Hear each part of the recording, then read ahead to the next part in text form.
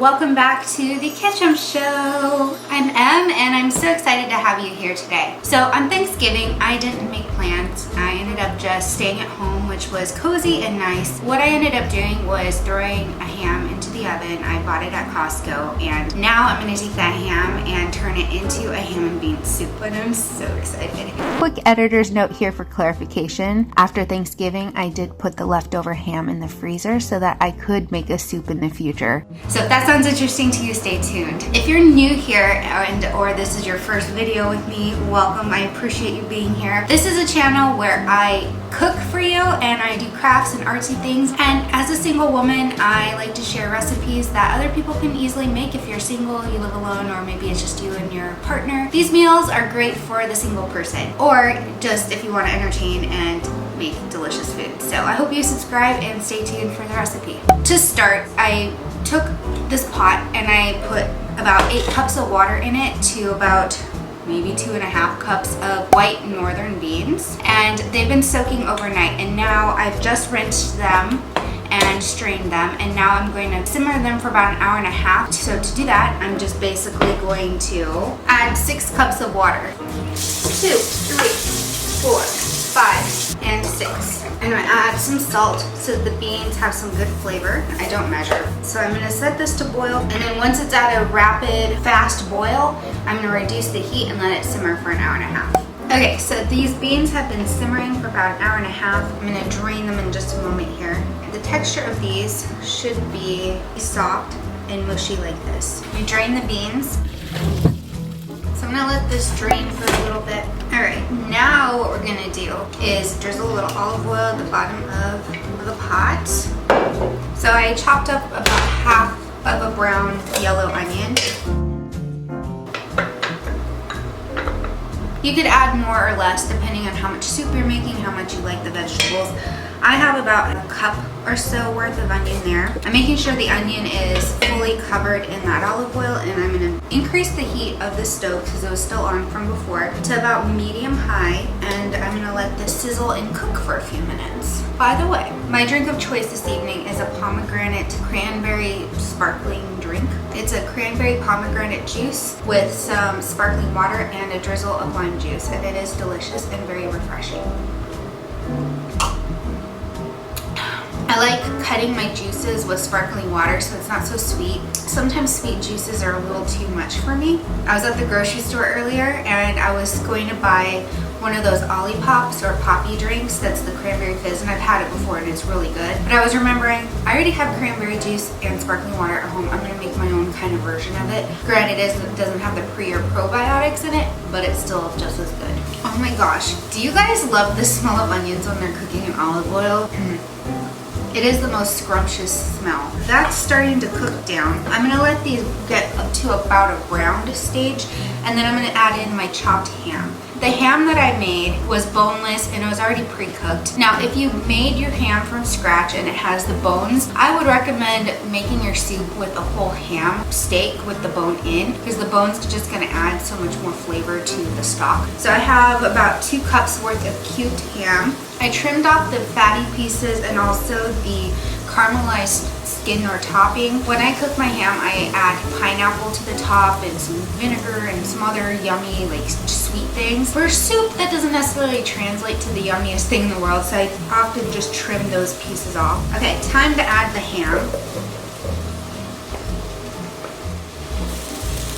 Oop, let's not cook it on the hot stove that way.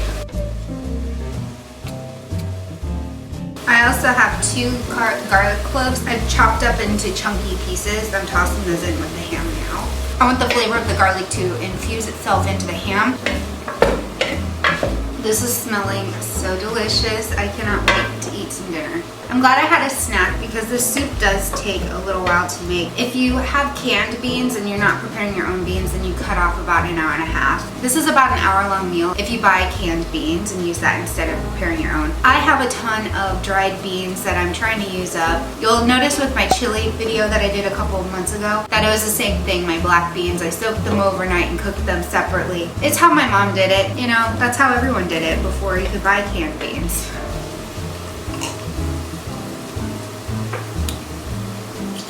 Okay, so now I'm gonna add in some chopped celery. And I had a ton of celery that needed to be used up. So I just used what was left in my fridge, which was like 4 stalks. If you don't like celery that much and you don't want it to be heavy on the celery, then maybe do 2 stalks. But again, I was just using up what I had. And I had a bundle of organic carrots that also need to be used up. So I'm just using what's left in there. I actually would prefer to have more carrots. Now I'm gonna just let these kind of simmer together for a few minutes. In the meantime, I'm just gonna dance like a goofball. Aside from making ham and bean soup, one of the other things I like doing with leftover ham is making macaroni salad. I'm going out of town tomorrow, otherwise I would make some tonight. I will do a short on how to make macaroni salad from scratch. I'm so excited. I've been wanting to make this for so long. I've been craving it since the summer months, and I'm gonna do it regardless of it not being summer because I just like it. Also, if you have any ideas for how to use up leftover ham, let me know if you have a favorite recipe because I would love to try it out sometime. That's one thing I love about having leftovers is chop it up, store it in the freezer, and when you need it, pull it out. It makes a delicious meal later. Okay, now we've got a lot of seasonings here. I've got some sage. I'm going to add in probably a good tablespoon of sage. I have some rosemary. I'm going to do about a whopping tablespoon of that. I've got some thyme. It's one of my favorites. Probably about a tablespoon of that. Maybe a little bit more. Thyme is my favorite. I've got some bay leaves. I'm going to do 2, well maybe 2 and a half because that one was small. Man, these are breaking up. 2 bay leaves, and I've got some poultry seasoning. I'm just going to sprinkle a little teeny bit in there as well. I've got about a teaspoon of salt I'll add in. Some black pepper. Sprinkle a little bit of that in, and now I'll mix this together. And now I'm going to add in a whole quart of chicken broth.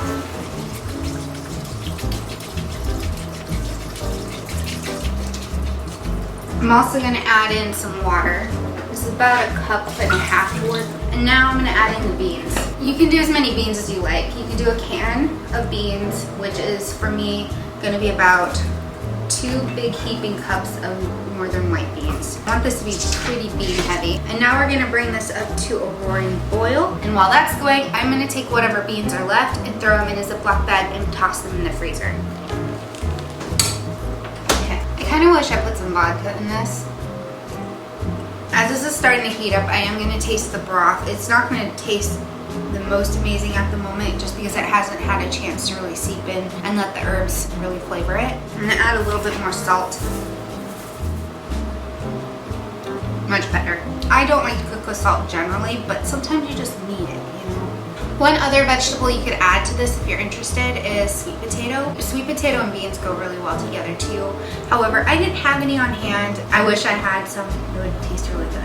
Once this gets to a boil, we're going to reduce the heat down to a medium-low. We're going to cover it like this and let that simmer for about an hour. What's going to happen in this process is the beans are going to start to break down. The broth is going to thicken with some of the starches and the carbs from the beans, and it's going to make a delicious soup. Okay, so this has been simmering. Oh my gosh. For about an hour and a half or so. This smells amazing. I'm going to give it a little taste test now. Careful to not burn my tongue because this is pretty hot. That is some good soup. We check to see if the carrots are cooked all the way through. Spoon. Oh yeah, they are tender. Now I'm ready. I can't talk. Now I'm ready to ladle this up and have some bean soup. Now the broth is a little watery. If you want the broth to be a little thicker, you can remove about a cup worth of the beans and vegetable mixture and puree that and add it back into the soup.